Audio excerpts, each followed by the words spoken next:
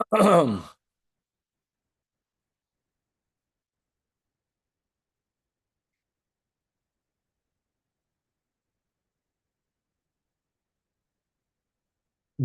morning. With the help of Hashem, we are learning Yerushalmi Shavi'is, Perek Aleph, Halacha Dalid, and Halacha Hey. We're learning today Daf Hey. We left off on Daf Hey Yom Aleph. First Mishnah in the Amid, 7 lines from the top of the Amid. The first Mishnah, Halacha Dalid, is going to give us more details of this 3-tree to a base saw rule, that the 3 trees classify that entire base saw as a base ha'ilon, thus allowing, even during the time where it was prohibited to plow, to work the land on the 6th year. If the primary purpose of working of the land is for the 7th year, midrabanan, we're going all the way back. So generally by land, it begins from Pesach. But if it's an orchard, you get to plow up until Shavuot. So that entire base saw, as we learned, will have a din of a base ilan, and therefore it will have a more lenient rule of Teisefah Shviz, providing that for in every Beisah you have 3 trees. So we're going to close up, we're going to tie up that topic. And in Halacha Hey, we're going to introduce something that I know we learned about this a lot in the Bavli. And the way Chazal normally frame it is that Arava, Esen Netiyos, Nisu Chamayim, Halacha L'Moshe Mesinai. We're going to learn now, this is the ground zero of the rule of Esen Netiyos. As we'll see, that there is a big difference whether the trees, until now, trees, ilonois, or in the singular ilon, is referring to a mature tree. 3 to a beisa, and they have to produce the 60 mana of weight of figs, of pressed figs. But if the trees are still in their early phase, and they're called a sapling, they're very little, and we're going to have later, either tomorrow or in 2 days, the Mishnah will bring a machlekes tanoim. How do you define the sapling, and when does it graduate into a mature tree? When saplings need a lot of special attention, like children, they need special attention. And actually, we are allowed to plow that field all the way up until Rosh Hashanah, all the way up until Rosh Hashanah. That's called the rule of Esen Netiyos. And because of us mentioning in the Mishnah the rule of Esen Netiyos, the Gemara is going to also speak a little bit about the din of the Arava, that we'll speak when we learn it inside, the din of Niso Chamayim, how at least many are of the opinion that they are halacha l'Moshe Mesinai. Actually, as we b'hashgacha pratis, we are in the beginning of the month of Adar, and we are now already learning. Tomorrow we're beginning Perek Aleph. Today we're learning all of the 613 mitzvahs as the Rambam reconfigures them to fit in his new order in the Seder of Yad HaChazaka. So one of the klalim that the Rambam writes in his Hagdama Lepedesh HaMishnayos, how do we, there are many doiraisas that are not part of the 613. There are many doiraisas that are not part of the 613. But in the doiraisa, we have another category. Doiraisa means something is at least hinted to in the Torah. There is a proper remez, not an asmachta. Something that doesn't even have a remes in the Torah, yet Hashem told it to Moshe. That is what we call the halacha l'Moshe Mesinai. And we're going to have in our Gemara a machloikis, whether Arava, Esen Netiyos, Nisa Chamayim is a halacha l'Moshe Mesinai, or they are miyasoid hanavim. And that's very problematic. That's very problematic. And the Gemara here in the Yerushalmi is going to say that even though, as we will see, we have the statement that Arava and Esen Netiyos and Nisa Chamayim is miyasoid hanavim, it's not pshat that opinion is saying that Hashem never told it to Moshe. What is pshat is that we forgot these halacha l'Moshe Mesinais, and the Nevi'im merited al yidei nevuah to be reminded that Hashem already taught this to Moshe Rabbeinu. So miyasoid Nevi'im doesn't always mean it's a takan of the Nevi'im. Interesting. Miyasoid Nevi'im, we'll see this today, it's gavaldik. In this context, for this, miyasoid Nevi'im means is that they reminded the Jewish people something that we forgot. But since the Gemara is going to mention this shita that will frame Arava, Nisu Chamayim, and Esen Netiyos, Misoid Nevi'im, we're going to speak about other takonos of the Nevi'im that are takonos of the Nevi'im. And they will be, actually, there were 2 takonos that Jewish people brought from them, from Bavel, when many of them went back to Eretz Yisrael. We're speaking about after Golus Bavel, even though very few people went back with Ezra to the second Beis Hamikdash, but people came back. And they brought with them, we can even call them Minik Hanavim, as I'll say in the Nusach of the Tefillah that we say. And the two such enactments that can be called the Yesoid Hanavim or Minik Hanavim that were not Allah Moshe Sinai, but they came from the Nevi'im that were in Bavel. And when they came back to Eretz Yisrael, Bnei Eretz Yisrael accepted those takonos. Number one will be Mafshutisa Detanisa. That means, we're going to go into details when we learn it inside, is that the Yidden in Bavel on a public fast day felt that they are allowed to completely prostrate themselves on the floor to Hashem. Of course, not on a stone. That's a fetish alav. Even maskis loisitnu ba'artzachem lishtachvas olah. But even though the Torah only spoke about an even maskis, I'm going to go into more details when we learn it inside. But on any other material that we are allowed, midoiraisa, to completely prostrate ourselves, extending our hands and our feet. The Chachamim made a takana. We should never do that other than in the Beis Hamikdash. Don't confuse that with what we do now in Rosh Hashanah Yom Kippur, the men. We don't do a Pishut Yadayim V'Raglayim. We don't do that. We get on our knees. We put our head on the floor, but we don't extend the hands and the feet. But the Nevi'im, as we'll see, Chagiz, Chari Malachi, they said that on a public fast day, as long as you're not prostrating yourself completely on a stone, you are allowed to do it. That was number one. And number two, what the Gemara calls Arafta, the Yoima Shvi'ah, which is what we call Hoshana Rabbah, that on the seventh day of Sukkot, which is not Yom Tov. Again, it's special. We take an Arava, actually we take 5 Aravas and we bang it on the ground. That is not Halacha L'Moshe Sinai. That's taka something that came from the Nevi'im. And actually, in the Nusach of the Tefillah that we say the Yiratzin, we say Minag Nevi'ach HaKadoshim, as we'll say when we learn it inside. That's today's daf. And now let us go inside. So again, the first Mishnah today, Daf Hey Amud Aleph. The first Mishnah on the Amud is Mishnah Halacha Hey. We're going to continue to learn the general din of the 3 trees to a Beisa. Says the Mishnah that this rule isn't only if the 3 trees belong to the same person.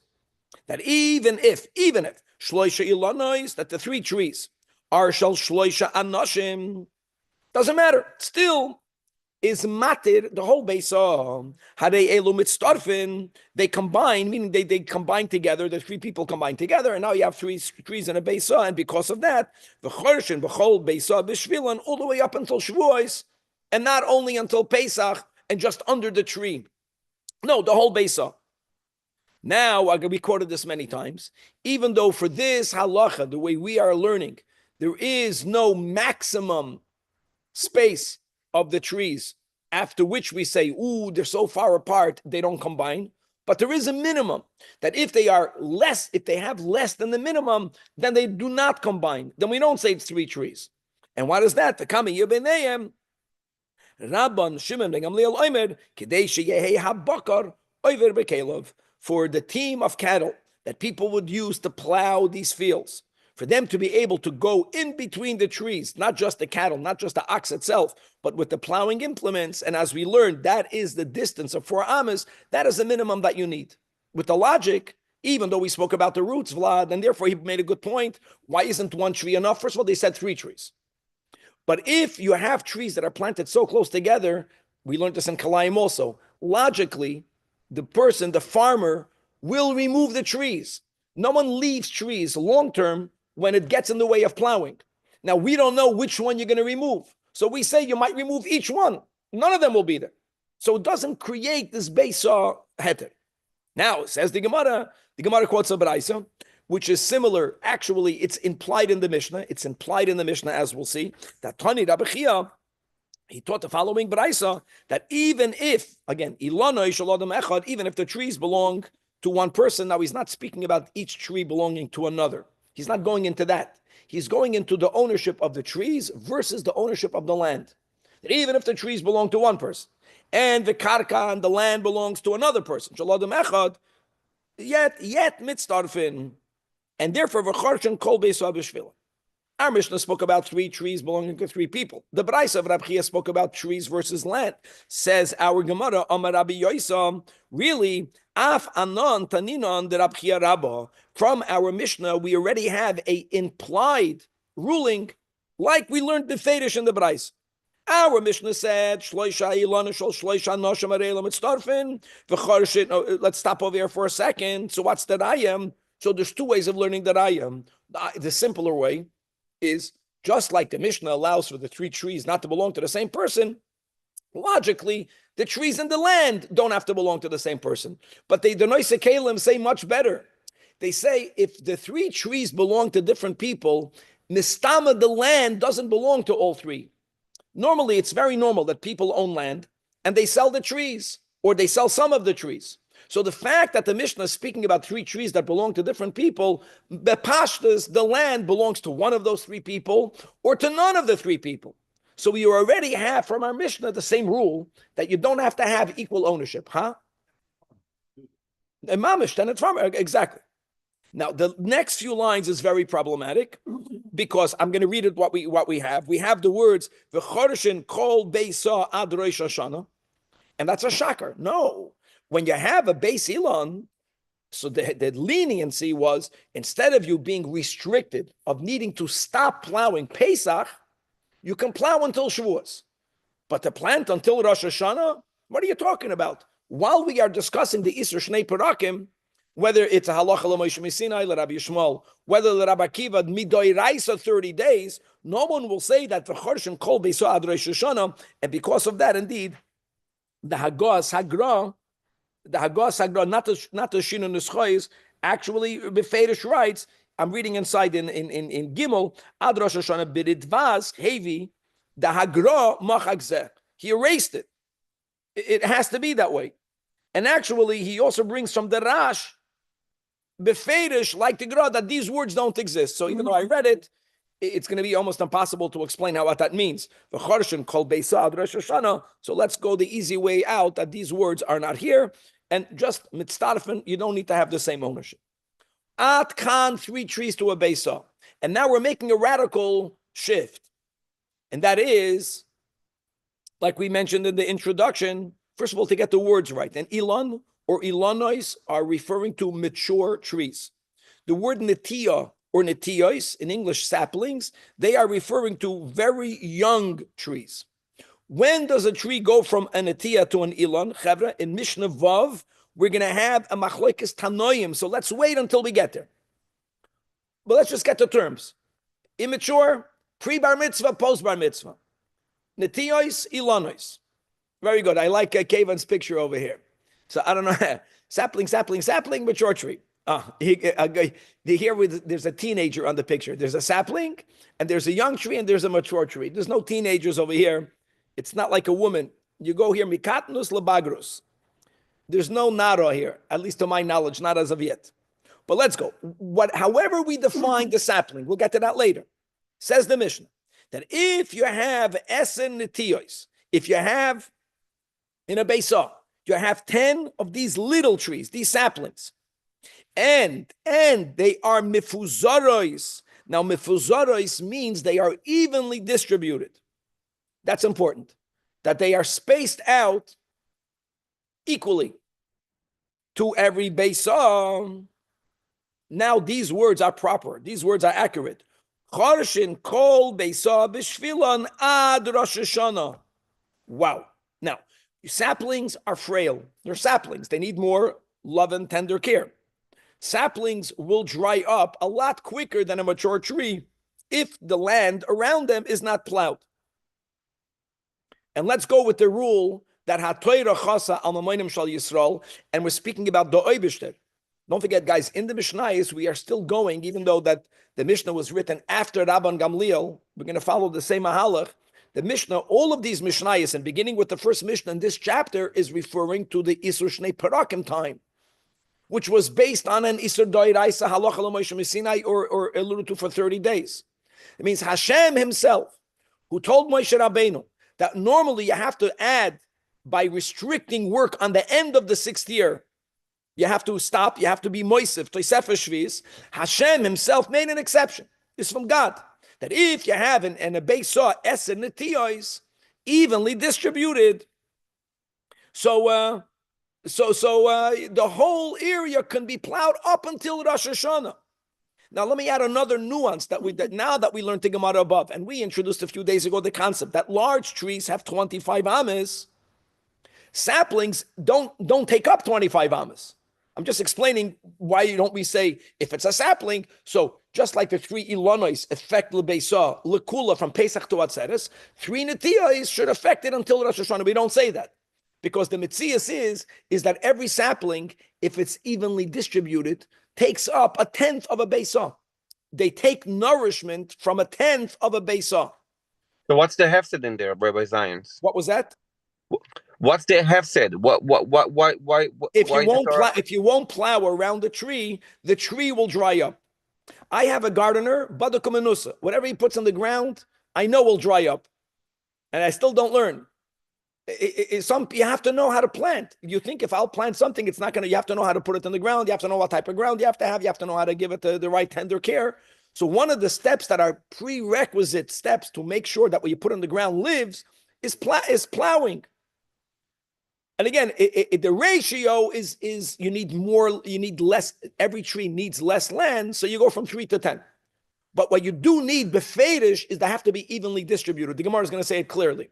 Because I'm using that a tenth of a beisa land is necessary for the nourishment of one tree. And if that land is not plowed, it won't give it the nourishment and the tree is going to die. I want to add one thing, that since this Mishnah says the words Chorshin, Kol Beisa, Bishvilan, Ad Rosh Hashanah, maybe when we just said that the Gra was Moichik, in the Gemara right above this Mishnah, the words V'chorshin, Kol Beisa, Ad Rosh Hashanah. It could be it was a printing mistake. In other words, it could be that this one line, it's good they left it in the Mishnah. It belongs, they mistakenly put it at the end. They moved it also a few lines above. Okay. Now, Daf Hey Amud Beis. Oh, the Mishnah says, the Mishnah wants to emphasize that they have to be evenly distributed. How does the Mishnah express it? That if Hoyo Asuya Shura, if they are in a straight line, guys, we're not speaking about a beisa that's skinny. We're speaking about 50 by 50, a box. So if they are in a straight line, they're not evenly distributed, even though they are laid out in a mesuderdik way, but they're not taking up all of the land. Or if they are umukafai satara, or if they are in an arc, in a semicircle, in a half a circle, circular shape. So that's different already. So then you can't be matir the whole beisa bishvilan, but you know what you could do? You can do what we keep on learning. Under every sapling, and around every sapling, kimaloi oida v'saloi, which is 2 amas, there you can plow until Rosh Hashanah. It's the same heter we had by a non-base ilon. We still, for that tree. The difference is that for a tree, a mature tree, you can only plow up until Shavuos, never more. And we extend this halacha l'Moshe Sinai that Esen Netiyos is an exception to Tosefes Shvius. There is no Tosefes Shvius. You extend that also to a individual sapling. If it's evenly distributed, then it's matir the whole beisa. But if it's not evenly distributed, ein charshin lahen elo litzarchan. But when you are charshin lahen, chevre, you are charshin lahen all the way up until Rosh Hashanah. That's the Mishnah. That's Gavaldik.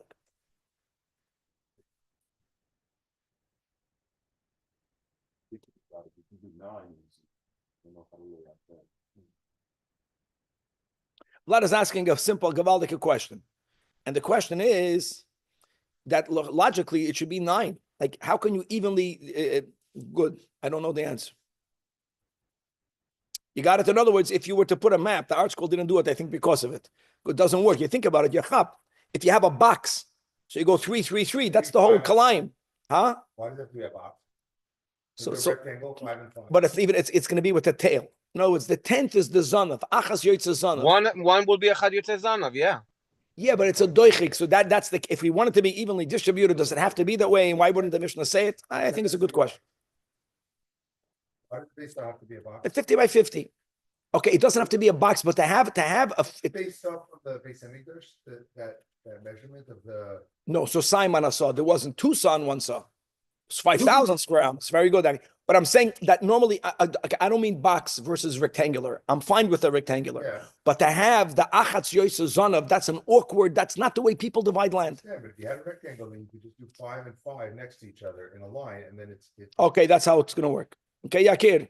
If it's a rectangular, that's the way it's going to have to work. You don't need, there's no achatz, it's 5 and 5.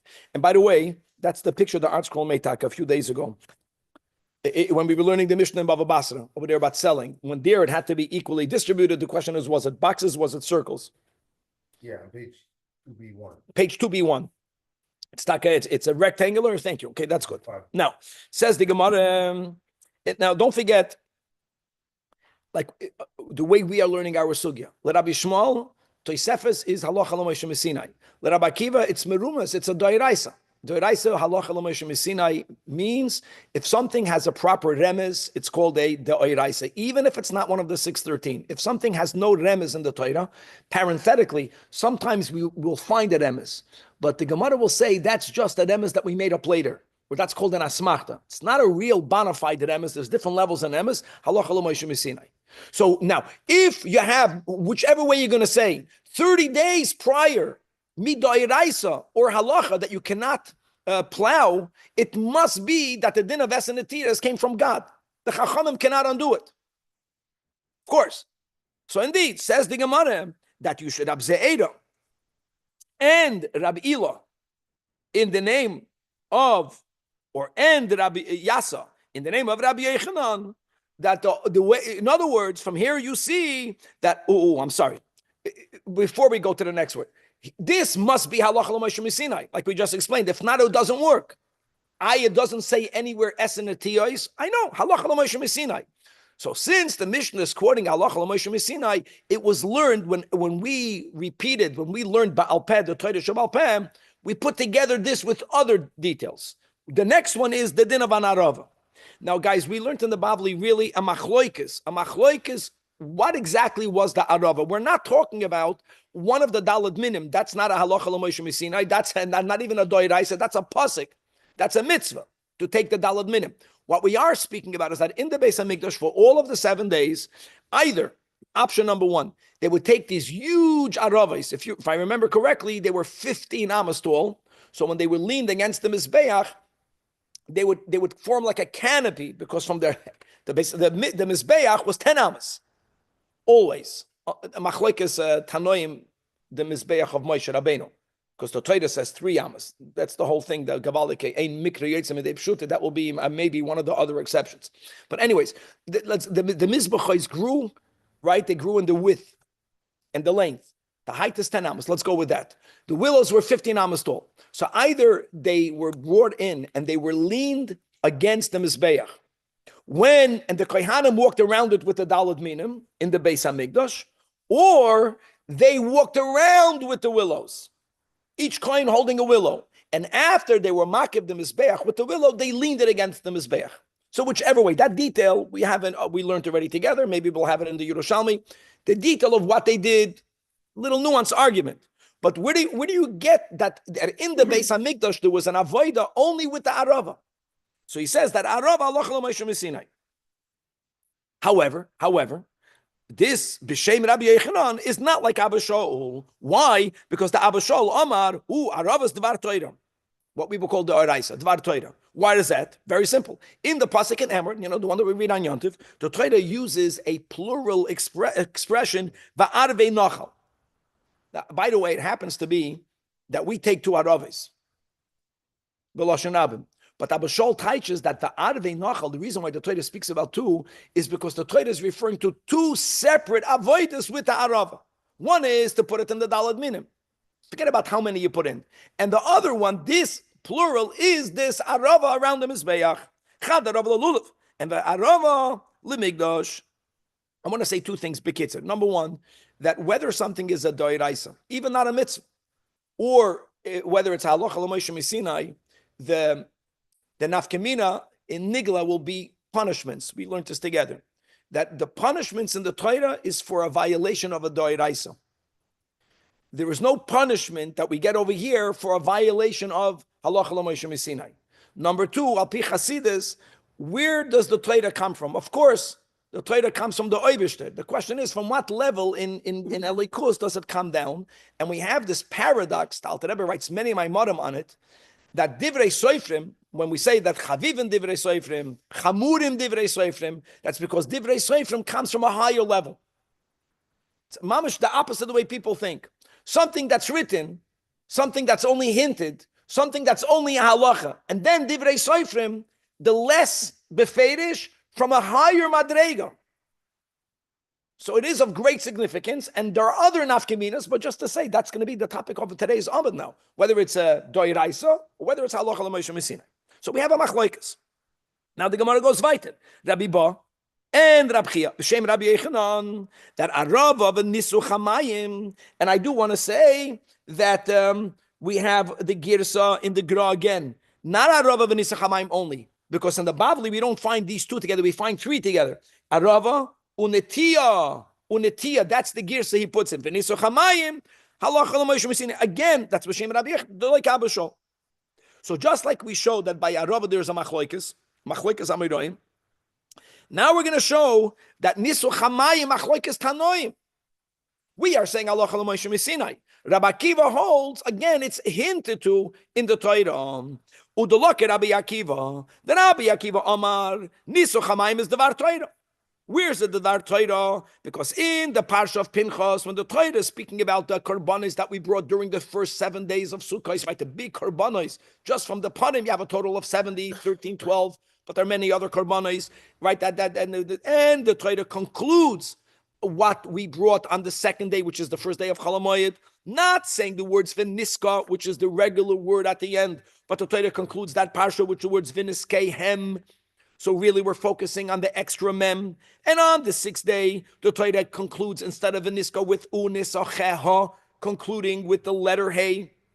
And I'm sorry, adding a letter Yud, because Viniska, Vinisachel, you have an added Yud. And on the seventh day, Kimishpatam, Vaitera Mem, Yud Mem, creates the letter Maim. I want you to know that in Moed Katan, just one of the cases, on Dav Gimel Amid Beis, Tosfos quotes the Rabbeinu Hananel, and he says beferish that Rabbi Akiva holds it's halacha l'moshe mesina.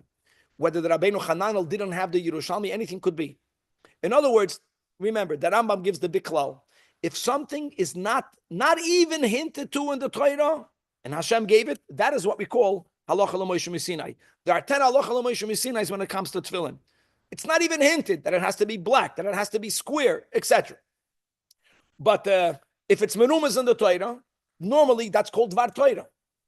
However, there are certain remazim, whether you want to use the logic of like and asmachta, that we don't view this as that the reason why Hashem did it is to hint. No, Hashem made this nafkamina for other reasons. That's the way that Rabbeinu Hananel learns in Rabbi Akiva. We need to make a siman. How will I remember the din of Mayim?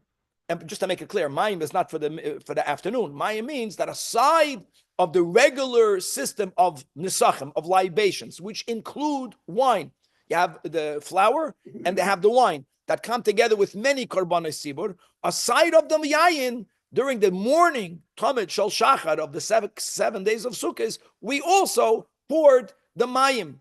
And even L'Rambam, who holds that the yayin was generally poured on the Yisoid during the 7 days, on top of the altar, L'Kula Alma, you had those two bowls.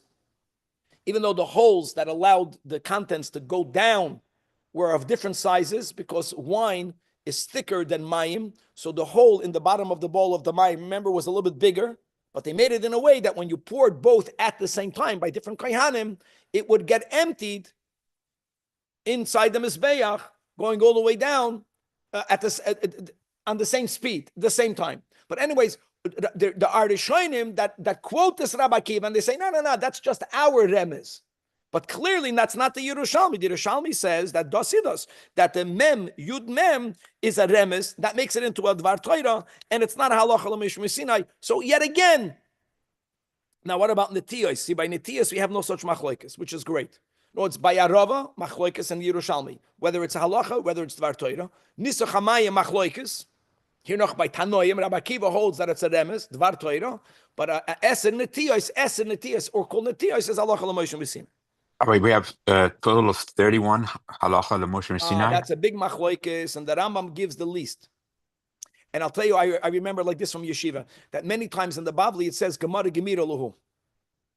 And if I'm not mistaken, Rashi writes Halacha l'Moshe Sinai, and the Rambam argues with that. Not every time we find in Chazal Gemara Gemira Luhu doesn't mean Halacha l'Moshe Sinai. The Rambam is a lot more selective, because anytime there's any remez, it's already no longer a halacha according to the Rambam.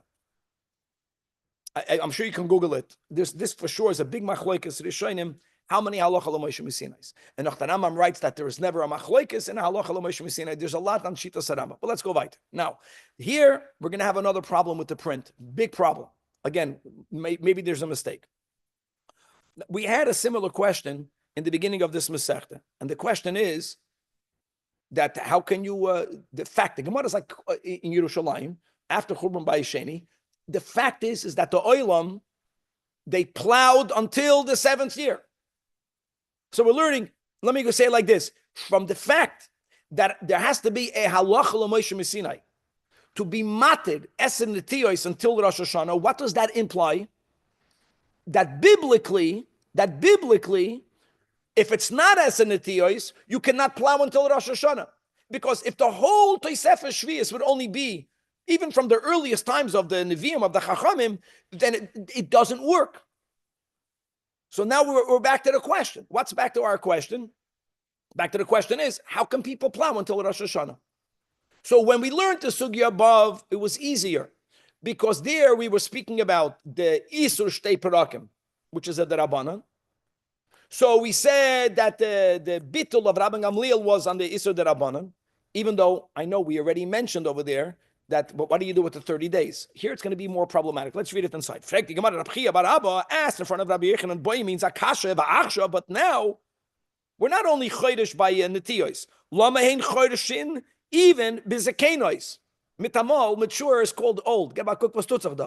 But that's life. So now, in other words, simple. Halacha l'Moshe Sinai is by netiyos is a raya that if it's not netiyos, it's asur. That means it's from Hashem. So Amalei, shenitnu halacha, when Hashem gave Moshe Rabbeinu the halacha l'Moshe Sinai, that has an implication that not by netiyos it's asur. We don't know for how long. I'm telling you it's 30 days.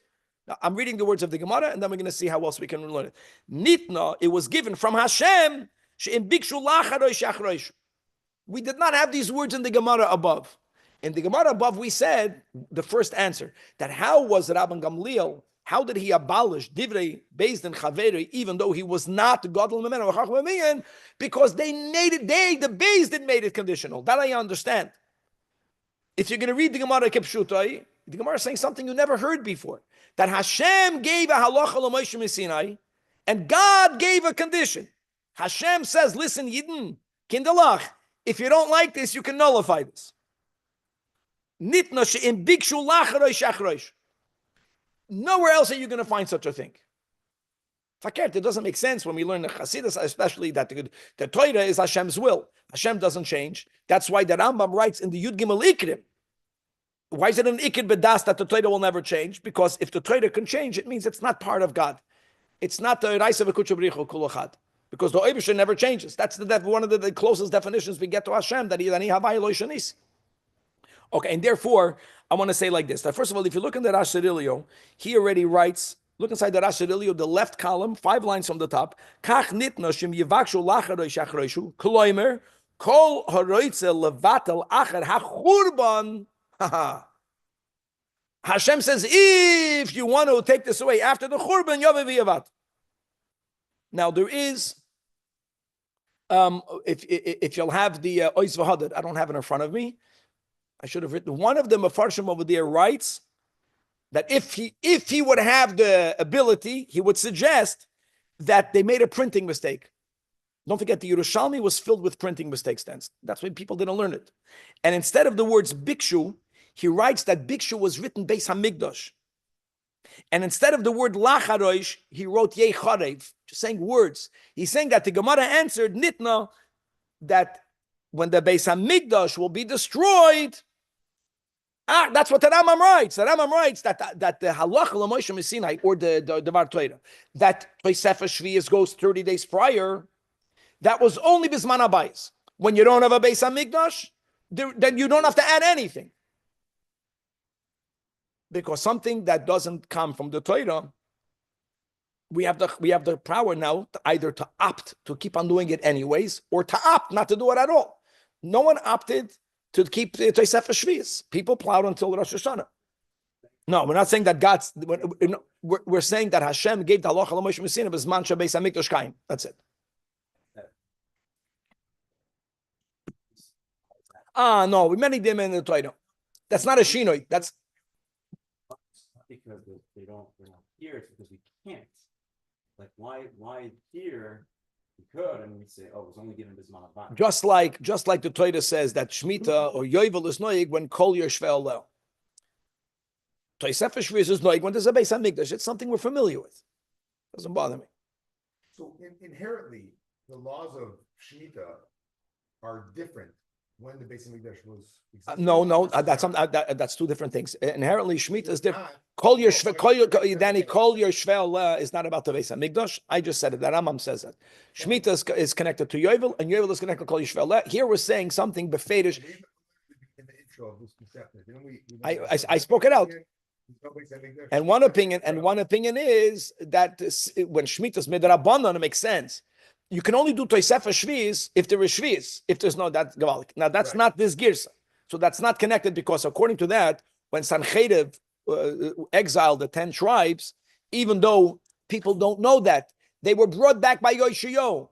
Yovel came back at the end of Zman by Yisri Shoin. The Gemara says it a few times we learned together, but there was many years in which there was no Yovel. So according to this, Danny, even though there was a Beis Hamikdash, it's even more. What this suggested Girsa is that Hashem gave it by telling us that when Bisman Shebeis Hamikdash is not standing, there is no din of Tosefes Shvius. Let's go weiter. Now, says the Gemara, here we got a problem, or just an observation. So we keep on saying, and we had this in the Bavli many times, that Arava and Nisra Chamayim and Esenetiyos. I gave it in the wrong order. Halacha l'Moshe Sinai, not so quick. Rabbi Ba Bar Zavti, in the name of Rabbi Chunya, which Rabbi Chunya, the one that lives in the valley of Chavron, says, Arava, the Nisra Chamayim, this is his order, and the Esenetiyos, Mi Yisoid HaNeviim. You cannot say Neviim Rishonim. The Mara Fulda already tells us, like middle or Amid towards the bottom. No, Misoit HaNeviim. It's not Neviim HaRishonim, because we know when he quotes from Babli Sukkah Daf Nun Dalid that it came actually from Neviim Achroinim, from Chagi Zechariah and Malachi. That they were the ones that brought it back. So when you hear such a statement, the Gemara is asking, Ma'u Polig? Is he arguing? Is there a machloikis? Whether it's halacha l'Moshe Sinai or whether it is mi Yisoid HaNeviim? So the Gemara says no, and here's the Gavaldik Abam. That Rabbi Yosi be Rebbe Bun, in the name of Levi, that kach hoisa halacha biyadam. No, everyone agrees that it was halacha l'Moshe Sinai. Nor was then u'shecheichuha, when we learn that on the day of Moshe Rabbeinu's passing, 3,000, maybe 300 halachas were forgotten. That's what we're talking about. That there was a shikha that came upon the Jewish people. So what was where did the Nevi'im fit in? They reminded us, that means through their avodah, they were zoicha b'nevuah, not that b'nevuah, they were Nevi'im and they made a takana. No. With nevuah, they saw that God told it to Moshe Rabbeinu. So they reminded us that which we had already. V'amdu hashniim, that's the Shneim. Fakir Shneim means the later prophets. V'hiskimu al das rishonim. They rediscovered, they figured out the laws through Nevuah of what was the halacha l'Moshe Sinai. Now, hold on. What about the other Nevi'im? So the Gemara is learning from it that even a Navi, there's a certain amount of Yigiyah that is needed for you to merit to come to this. Says the Gemara, Lalamdecha. So why wasn't it remembered in the earlier Nevi'im? Why didn't the Nevi'im Bisman Yoshua remember it? Shekol davar shebeis the noisem nafsham alav. There has to be a certain level of mesiras nefesh. Soifali iskayim biyadam. Kamosha nemar l'Moshe Sinai. Now, what was their mesiras nefesh? The Gemara is not saying. But the Gemara just wants to let you know that, first of all, it's shocking things, that God can give a halacha l'Moshe Sinai and it's possible for it to be forgotten, which means it wasn't kept. Which means that Bisman by Yisrishan, let's go, the Arava wasn't kept. Which is such a big chiddush because, there was never a time that we didn't have a Mizbeach. We had a Mizbeach in the Midbar, we had a Mizbeach in Gilgal, we had a Mizbeach in Shiloh, in Neuven Givoin. Zajac was forgotten. How was it forgotten? I don't know how that works. And then we're saying that, but a Navi, if God is communicating to a person, so, God can tell him, hey, Chevre, you forgot something I told you. But you have to be Zoicha to get that. And they were Zoicha because they had something that other ones prior to them did not have. What? Mesiras Nefesh. Mamish, the idea that we learn in all of the Maimonim. What do we have that the earlier generations did not have? Mesiras Nefesh. Rabbi was speaking specifically about the generation of the Frierdiker Rebbe, but that was what they were not greater tzaddikim, they were not greater, but they had Mesiras Nefesh. And they were Zoicha to bring the Torah back. And the Gemara says, Vaite, let's go further. But Asyon, this comes out like the Mar Rebbe Mana, that he says, when you have over here, where is this? I think that's at the end of Azinu. After the Shira and Azinu. When Moshe Rabbeinu was telling the Yidden regarding the Torah, Kiloi Davarek, who? Mikem. Now, that the Torah is not an empty thing. But what's the word Mikem?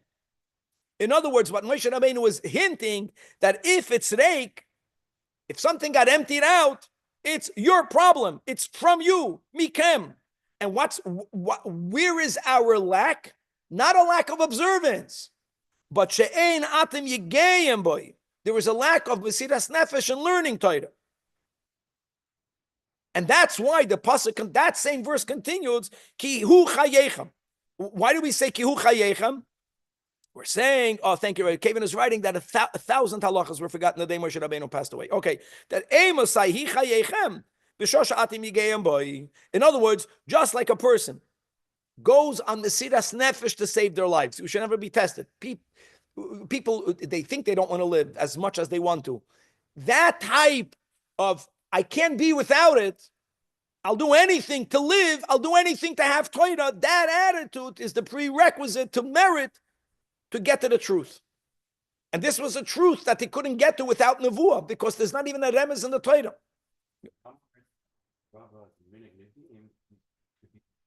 No. So I'm going to say about the Arava Minik Nevi'im is the banging on the floor. Hold on, that's what I'm going to suggest. Let's go right. Now, 1 second. Now that we have a few more minutes. So now that we mentioned, so you have Halach LaMoshe Sinai, you have Misoid Nevi'im, which could mean, as it means over here, they didn't make anything up. They got back that which was forgotten. Now there are certain things that Taka came from the Nevi'im. That's different. So now Chag, Zechariah, Malachi, they were the Nevi'im that came from Babel, right? They came back up. So he's saying Rabbi Yechanan Amar to Rabbi Chia Barva that Bavlaya means you guys, you Babylonians. I'll give you credit for two things. Two things that originated in Babel.